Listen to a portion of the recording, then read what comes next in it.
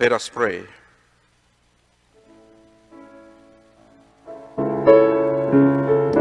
Come, open your hearts. Show your mercy to all those in fear. We are called to be hope for the hopeless. So all hatred and blindness will be no more.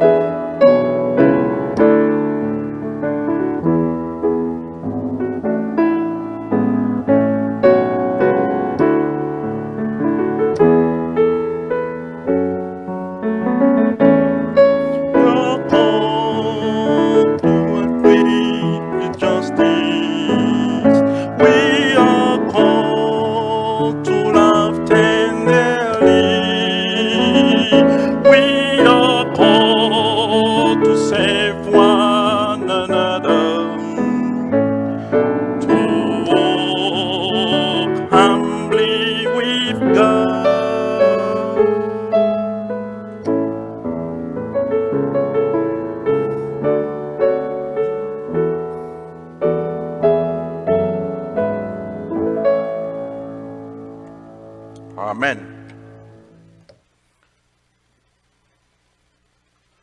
We are in the festival of parables. We read last Sunday about the parable of the sower, or the parable of the seed.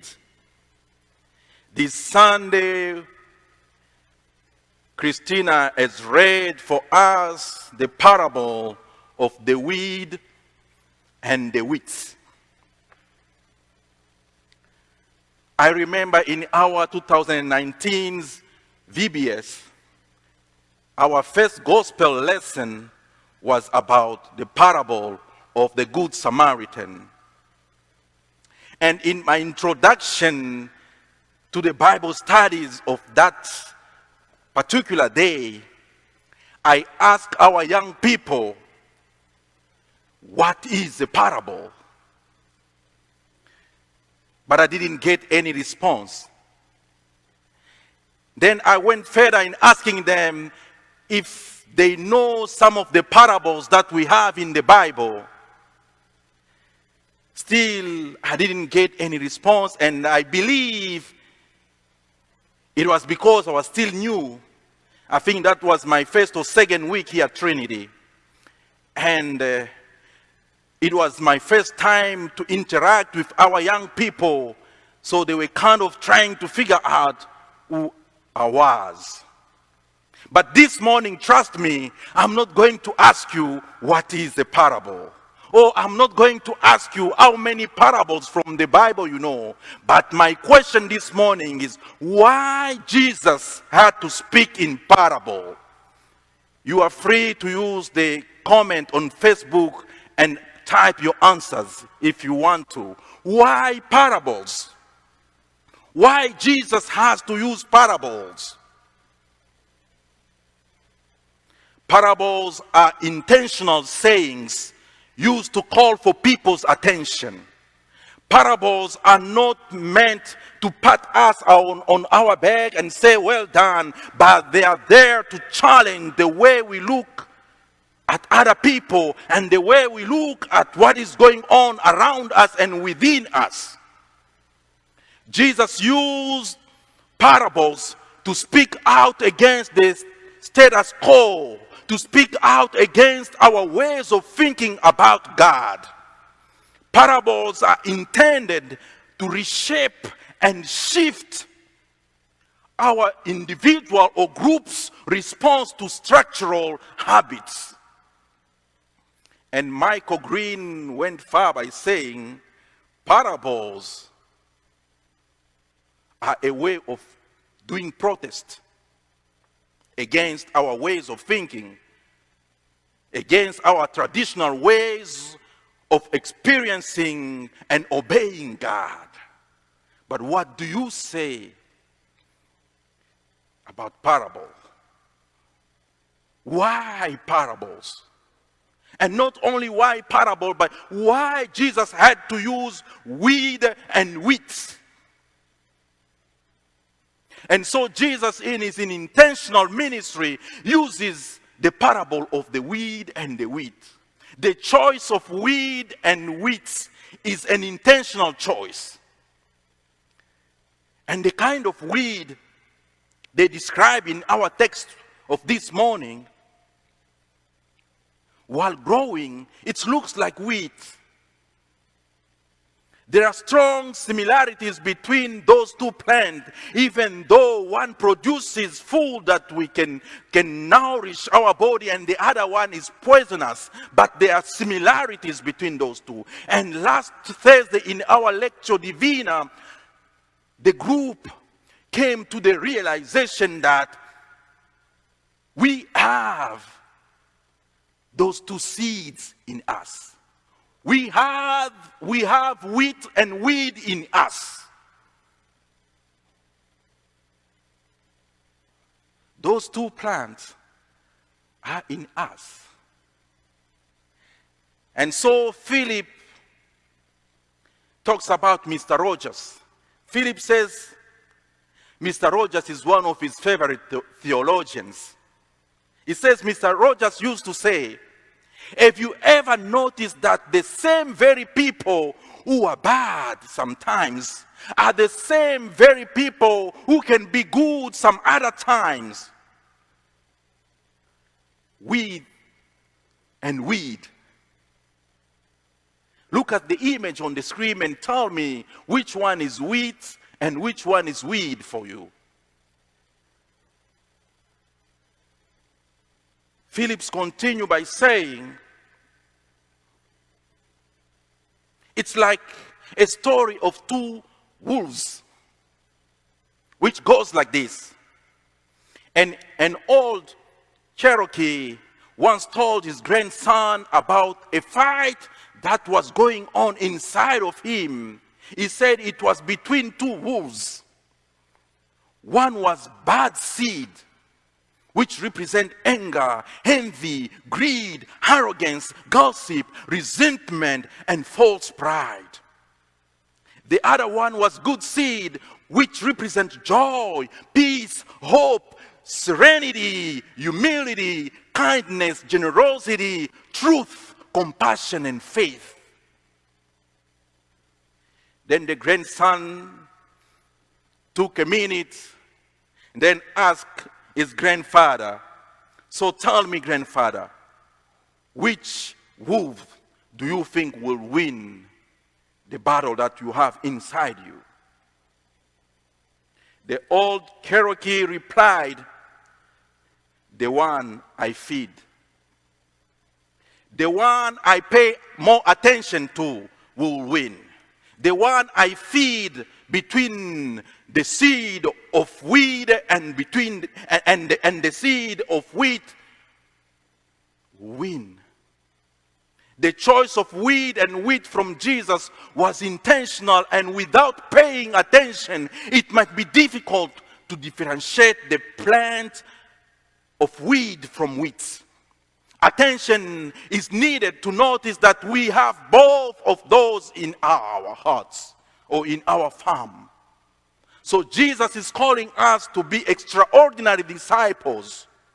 Disciples who pay attention in order to distinguish the plants of weed and the wheat growing within us and around us. Once we pay attention, we will have to make a daily decision on which one to feed. It is a daily decision that you and I have to make. Which one between the weed and the wheat we are going to feed. And if we choose the wheat, God is there to help us, to nurse our wheat to grow. God is there to take care of the weeds if we really open our hearts and say, God, I've realized I have weed and wheat in me and I come to you and for help. God is there for that. But unfortunately, many times Christians are stuck in their status quo. Christians are stuck in traditions. Christians are stuck in what God says little about and forget what God speaks loud about. And such situation hinder Christians from paying attention. And once we fail to pay attention, our ministries are going to be just a routine. Once we fail to pay attention to the weed and wheat in us and around us, our ministries become just a routine, just a pastime. Sometimes we pay attention, but we don't see the difference between wheat and weed. Sometimes we really want to move away from the traditions and experience God in new ways, but we are stuck simply because our vision is impeded. And because difficulties have come around and we can't see anymore. So it becomes a problem for us to look at ourselves and say, oh, this looks like a weed in me. And this looks like a wheat in me. What is that impeding your vision? What are the blind spots that are constraining you from seeing the difference between wheat and weed? Is it the kind of theologies we grew up contemplating? Is it our political ideologies? Is it fear? Is it past experiences? It is lack of theological imagination or prophetical imagination which is impeding us from seeing the difference between weed and wheat in us. What are the blind spots that are hindering our vision from differentiating those two plants? Allow me this morning just to talk about two of the blind spots: our theologies and our political ideologies. Our theologies, it's mostly how we relate to God. Maybe we grew up with theology that start from majority cultures, ways of engaging in conversation about God, and that can lead us to generalize the concept of who God is and how God works. In such theologies, the neighbors is the one who looks like us.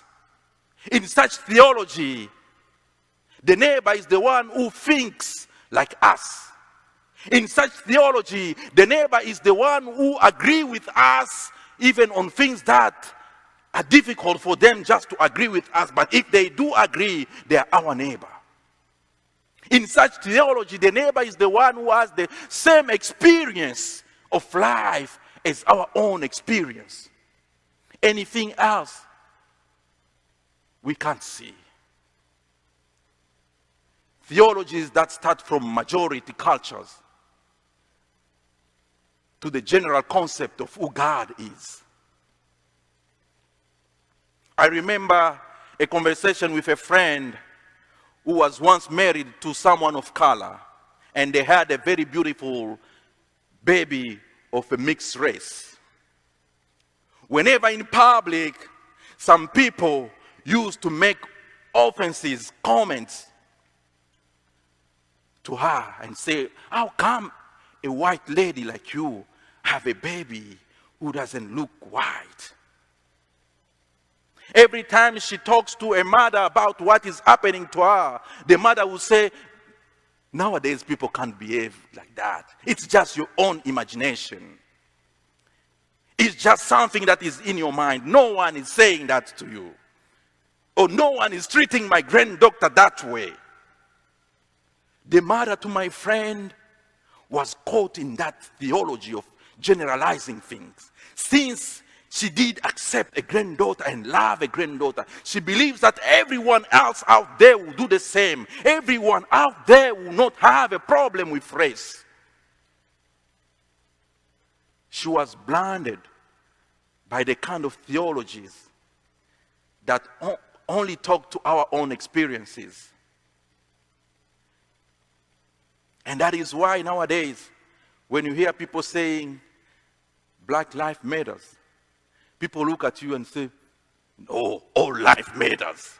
It's because of that kind of theologies that generalize things. They want generalization of things for them to feel like, yeah, this is what we need. That theology can be risky and can push us further away from God. But my friend says, until one day they were in a grocery store with a baby and a mother, they saw one man coming close to them and say, how come you two white ladies have this N baby? What are you doing with this N baby, you two white ladies? The mother experienced what the daughter has been telling her. And from that day, she realized that, oh, I thought that people have only wheat in them, but we still have weed and wheat in us. And we still have to work.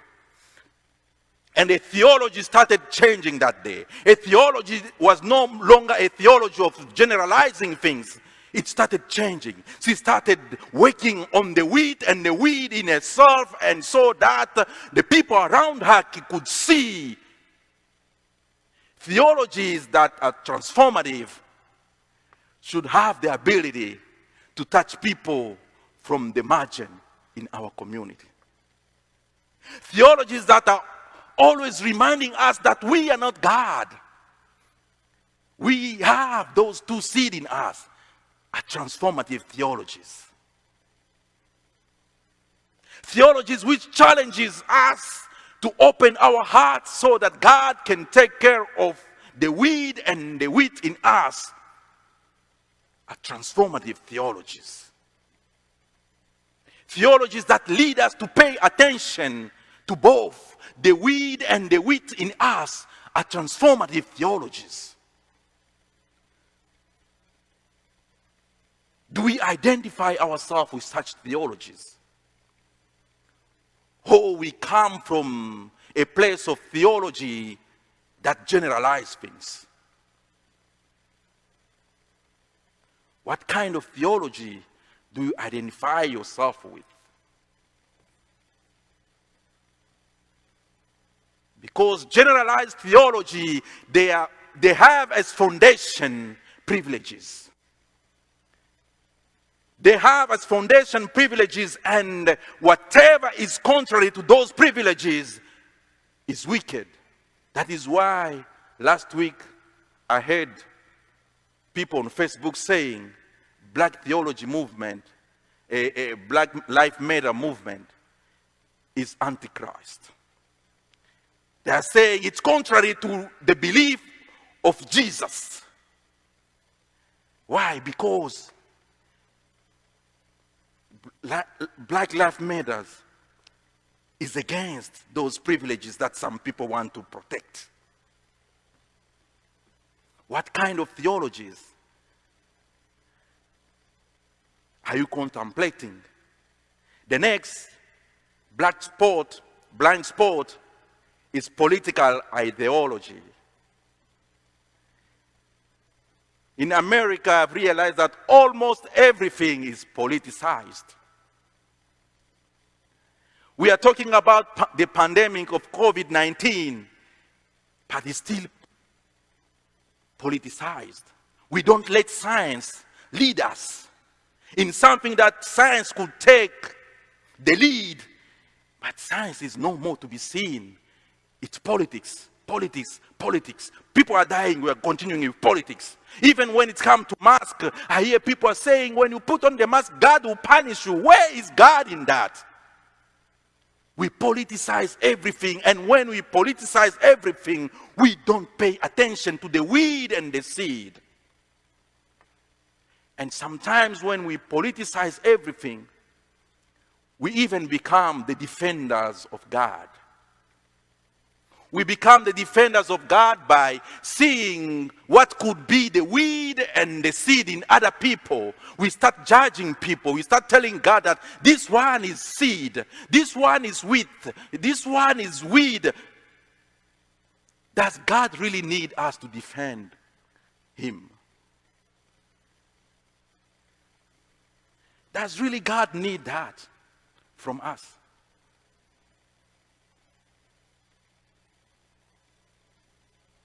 Brian Stoffragen said while he was in seminary, one of his professors always began and ended his apologetics lectures with one sentence. You defend God like you defend a lion, you get off his way. You defend God like you defend a lion, you get off his way. Let get of God's way and let God do what God's supposed to do. It's for God to see the weed and the seed in us. It's not for us to start now selecting what is weed and seed in other people. Oh, we need Christians like those servants we read in our parable this morning. Those servants, they did pay attention without any prejudice, without any blind spot. They did pay attention in their master's field, and they realized that they were weed and wheat. And so they went to their master and said, Master, we see that you did plant wheat, but we see that bad seed are growing. What happened, Master? We need such Christians who can see without any prejudice. But if it was in America, these servant some Christians were going to treat this servant as, if you don't like what you're seeing in America, you can leave and go somewhere else. Some Christians were going to treat this servant and say, you are against America. But this master paid attention to what the servant were telling him. He paid attention. Some Christian, if these servants were going to be here today and tell us that there is weed and wheat, they will look at it and say, oh, fake news. Political ideologies has blinded us that we can't see anymore. But the master did pay attention. And the master did say, yes, I've realized that we have wheat and weed. And I have got a plan. I am intentionally leaving the weed there. So that at the right time, I will take care of them. At the right time, I will take care of them.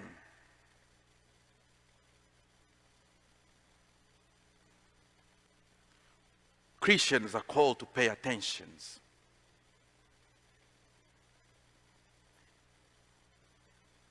When we pay attention without any blind spots, we will come up with an intentional solution to the weed and the wheat in us. The text said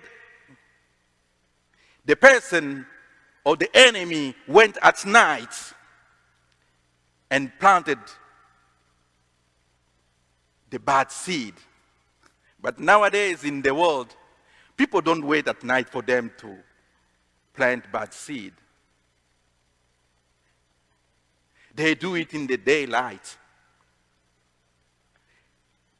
They do it in the daylight, and because of technology, they do it on TV, and the whole world will see that this is bad seed, the seed of discrimination, the seed of hatred, the seed of division, the seed of lack of justice for all. We see people planting those seeds every day in daylight. But because we are blind, we have blind spot on us of political ideology, we can't see those kind of things. What we do, we clap hands and we support the bad seed that has been planted around us. Christians, who we are, need to pay attention. Need to pay attention even to things that are contrary to our ideology and say, this one I don't agree, that the Bible disagree with this one, and I'm going to stand and tell my leader, no, on this one I don't agree with you. When you pay attention without any blind spot, we will come up with intentional solutions. But many times we don't pay attention. So how are we going to solve our problems? The good news is God is ready. God is ready to take care of the weeds in us. God is ready to take care of the weeds in us. But we have a part to play. We need to pay attention and identify the weed and the wheat in us and open to God and say, God, you can do this. And God will take care of that. God will take care of that. So when we pay attention, we develop ministries that are intentional. And as we start working with ministries which are intentional, we start looking more and more and more like Jesus. Because that is who Jesus was. Everything that Jesus did was intentional. And so, Dr. William, who is a professor of preaching and worship at Wesley Theological Seminary, once told a story about a certain Korean that he met in Seoul, Korea, who was a very amazing tailor. When they met and introduced themselves, the Korean says, "My name is Smitty Lee." So Dr. William was a bit confused and said, "Smitty, is Smitty a Korean name?" That Korean guy said, "No, it's not a Korean name. But I will tell you a story of how I get that name."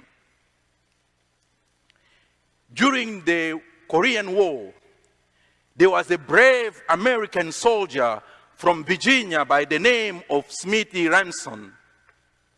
That man saved my life.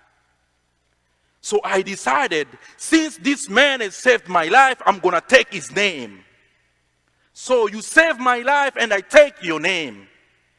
You take care of my weeds and I'm going to look like you. You take care of my weed and I'm going to take your name.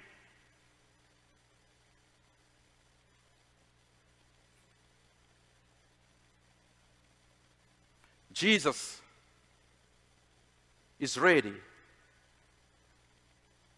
to help us to become like him. But we have something we need to do. We need to pay attention to what is going on within us and around us. And ask Jesus to help us become like him. And when he does, people around us will see the difference in us. And by mistake, they might end up calling us Jesus. And we will tell them that, yeah, you are calling me that because he saved my life and I take his name. May God bless this word. Amen.